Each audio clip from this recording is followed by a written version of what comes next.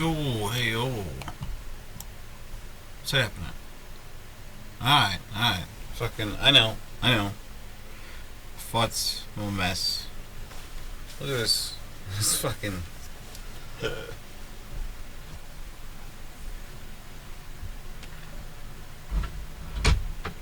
Oh, everything. I'm never ready for anything. I'm showing up late to my own goddamn video somehow. I am the worst. I have the worst attention span. I remember I don't know, I'm a big fan of Vonnegut, or at least I was when I was younger. I've read like, I don't know, a dozen of his books. A lot of them are good, a lot of them ran. He really knows how to make you sad. He knows how to make you give a shit about characters, and he has a dark sense of humor with his very emotionless deliveries. He's very black humored, very sardonic, and I just love him. And his books are easy, they're quick, they're fun. Some of them are a little heavy, but some of them really hit you. Some of them are wild, but like interestingly creative. I just love it. Fucking right. I love Vonnegut. I've been reading, or I was gonna start reading Mother Night. I've got that here somewhere, and I loved that book so much. That one. Breakfast of Champions, slapstick. There was so much. Get some fucking hummus. Alright, what was I going to talk about? Alright. I know what I was going to talk about. Let me see. There is this, I don't know. Music. Show and tell for music. This one song that I did. I'm going to talk about my music. Fuck you, Rabbi. Fuck you, Rabbi. Just in case you end up with amnesia. I'm going to start just telling stories about stuff that you found significant. And this one song that I worked on. I collaborated with my buddy Pete from Maggot Twat. Piece of shit. Don't even question it. That man... privileged. We should all be considered, if you know him, consider yourself privileged to know him because you know that he is freaking awesome. And you know it. God, his stuff is like fully all just pepper. Greek inspired. It just tastes like black pepper flavored hummus. Alright. That's pretty good. But I mean, damn. Pow. Alright. I mean, that's what I signed up for. It's hummus. Alright. Can you hear me chewing?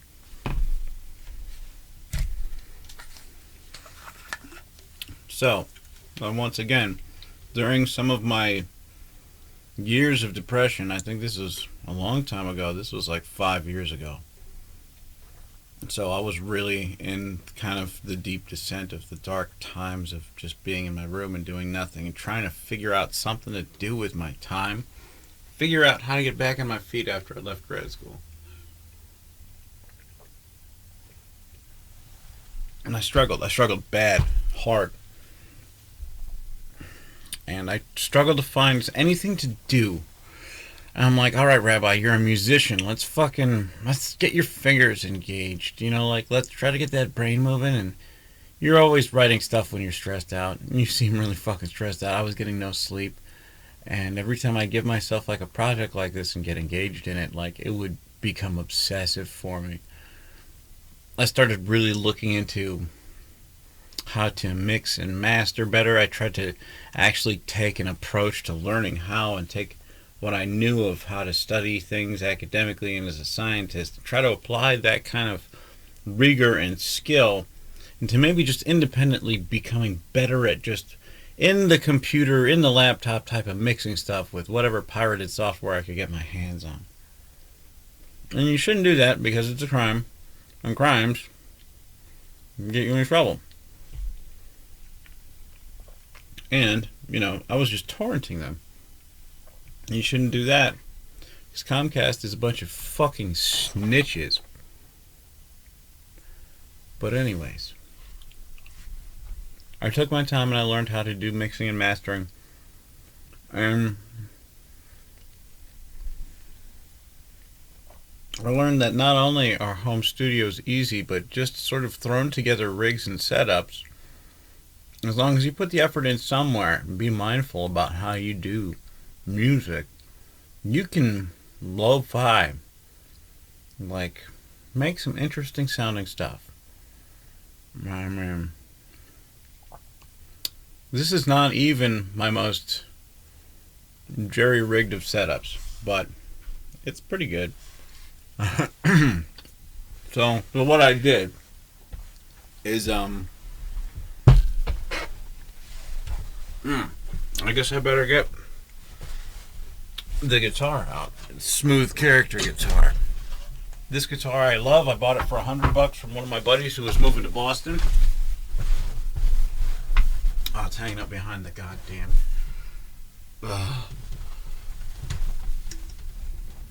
Kind of fucking acrobatics am I doing?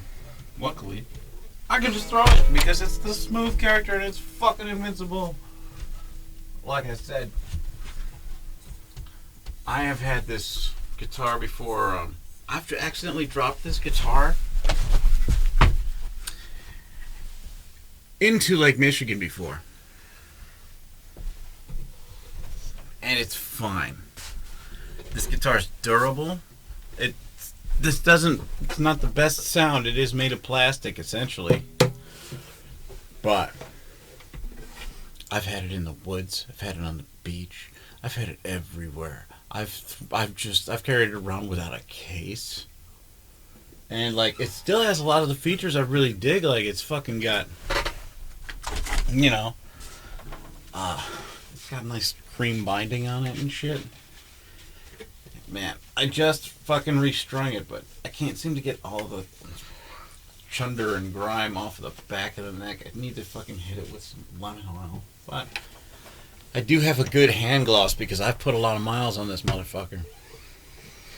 Yeah, Justin, if you're watching somehow, and wouldn't be uncommon because we're like Kismet. We have randomly run into each other like 7 different independent times in life.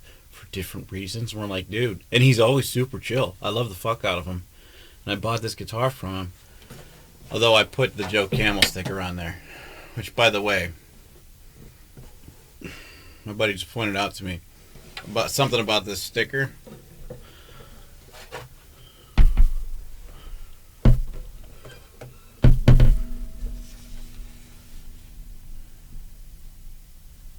Yeah, I didn't even realize that for the longest time. Fuck you, Mark. Fuck you. Jesus Christ. Get a dick on my guitar. So, this song, Rabbi, this song you did with Pete from Maggot Twat. You recorded this song by taking a guitar cable and plugging it into this, and then taking a 1/4 inch to 1/8 inch converter and putting that on the end of the cable, plugging that cable into the microphone jack of your laptop. And that is the only audio in that you did, is straight from this piezo pickup that's underneath the saddle of this guitar. That's where the pickup is. And this very, very modest rough EQ and gain and volume setting. Look, it still has its little battery, is still alive. But anyways, I don't really like that kind of sound. You know, it ends up sounding a little bit like the whole Gator song. I don't know. It's kind of, what is that? Amos Moses. I don't know. It ends up sounding goofy like that, always. But I recorded a song like that, and the song's kind of all over the place. The original cut of it was even more random, but I did this. I wrote it back when I was hanging out on my balcony by myself. I collected and reviewed interesting riffs. And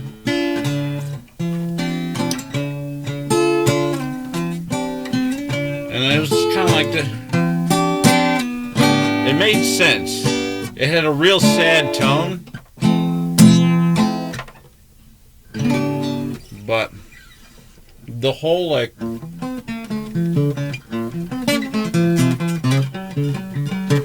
that I should have cut out of the song. It doesn't make any sense. It doesn't bridge anything. It's just like a little. It's like a little divider you'd use at the grocery store. Like, okay, scene 2, go.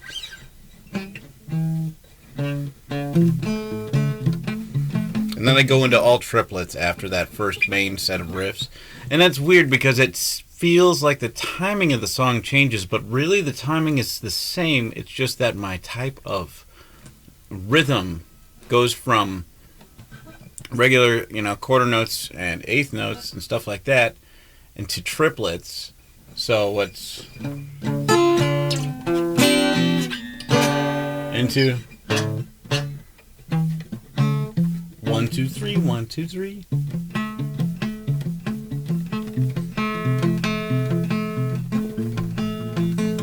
Anyways, you'll hear all of that. Blah blah blah blah blah. Yeah, I guess I'll just sit here and eat hummus and fucking Portillo's bread.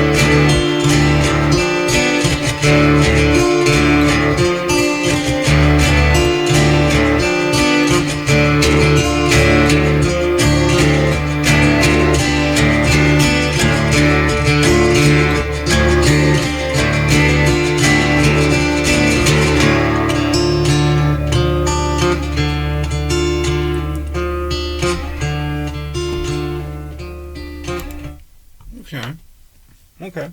Oh my god. I've eaten so much hummus.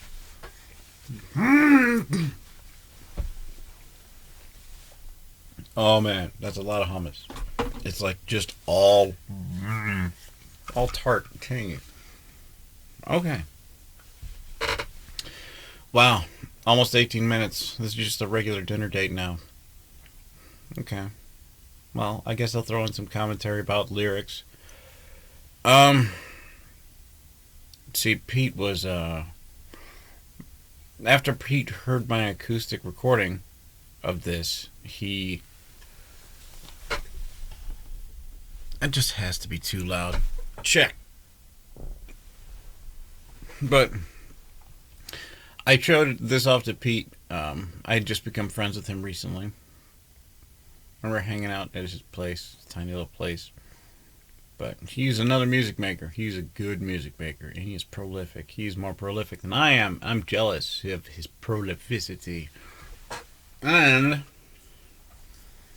he's also a dude who's down to like do collab stuff. And I've been rocking to Maggot Twat since before I was ever even playing shows.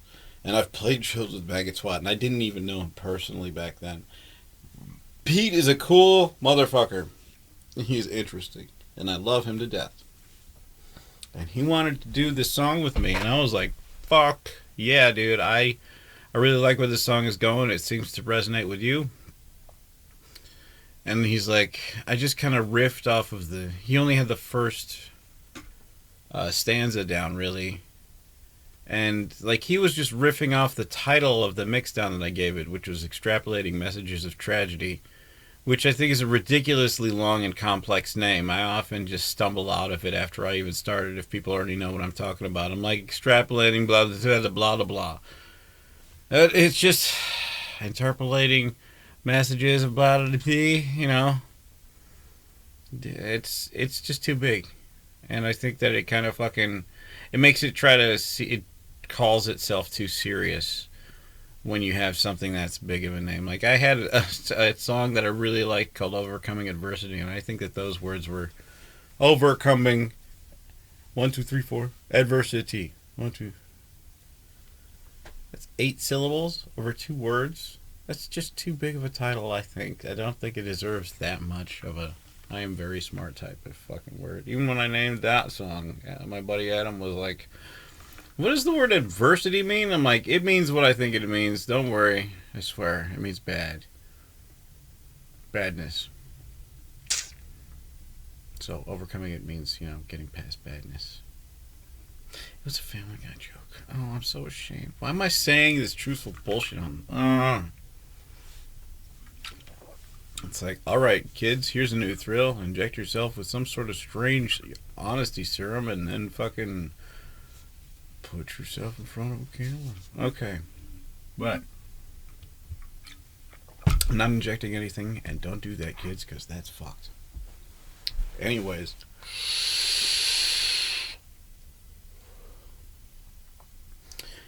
Extrapolating Messages of Tragedy. The first stanza, Pete just wrote the lyrics for, and we didn't really do any discussing of it, but I liked it. But it didn't really follow any of the rest of the narrative of the song. Like, the rest of the song sort of is at least connected in some way. Like, a lot of it's just a bunch of sort of broad brushstrokes of visual language and stuff like that. But it does sort of follow a theme of like enlightenment and the ideas of forgiveness. But only in the broadest of senses. I tried to keep it very vague, but that first stanza definitely stands out as distinct. It's just kind of Pete just rhyming around with some fucking, you know, conceptual language. And I don't think that he knew exactly what I meant by extrapolating messages of tragedy or things like that. Like the idea of, I don't know, these are just, like every song, if I've already got the instrumental, you can sort of feel out the tone of it. And, like, what does this sort of paint for you if you close your eyes and you listen to it? And where does it take you, and what does that make you feel? And try to think of some sort of situation that sort of captures that. And to me, I don't know, extrapolating messages of tragedy, to me, is kind of like Imagine if you were a communications guy who was on one of those beep beep beep beep things. Maybe you were in the Navy and you were getting a distress signal from a sub that was out in the ocean. Like they had just fucking underwent some major malfunction or maybe lost in a battle or something that was with some other sort of enemy sub or some shit for some reason if it was wartime.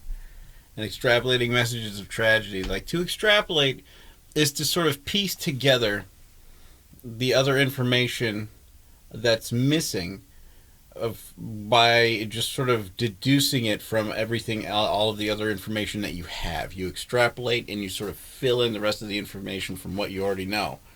And extrapolating messages of tragedy is kind of like when something terrible happens and you're putting together sort of what you know. And man, fuck. Man, okay, well, God damn it. Music is always relevant to something. Fuck, that really just kind of fucking puts a nice bow on how I feel about my life at this moment. But, hopefully, the end of my current situation will not end in tragedy. And I'll be able to look back at it with a sigh and laugh.